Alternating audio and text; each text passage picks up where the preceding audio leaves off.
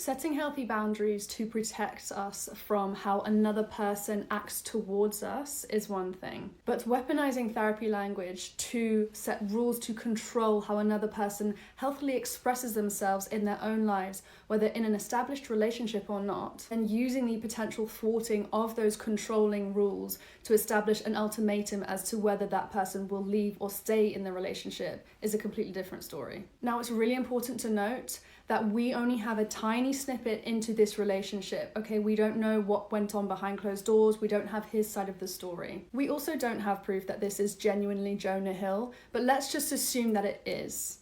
The list of things that Sarah was allegedly not allowed to do in their relationship is evidence of an attempt to try and manipulate her and control her instead of setting healthy boundaries. Additionally, it didn't look like Jonah Hill minded these kinds of pictures before they were dating or in the early stages of their relationship. With more people partaking in therapy and opening up the conversation around therapy, we're seeing this really cool cultural shift where people are starting to embrace self-development more instead of partaking in transgenerational trauma. This is where we don't deal with the issues that are being presented to us, and instead we mimic those behaviors and pass them down or influence other people in our lives.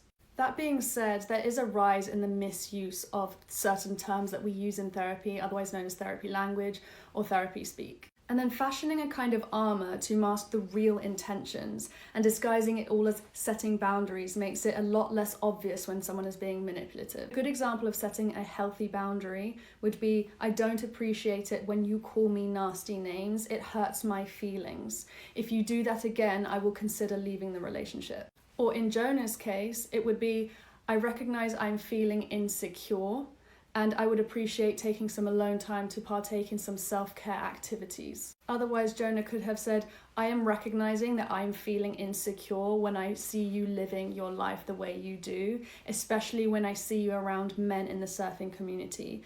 And therefore, I'm going to take some time out of the relationship to work on myself, to provide for my needs. Instead, his ultimatum demonstrates a lack of respect for Sarah, and it doesn't give her agency or autonomy in her own life to express herself the way that she wants to express herself in this life. He is trying to control her behavior and restrict her individuality to suit his own comfort and meet his own needs in his insecurity.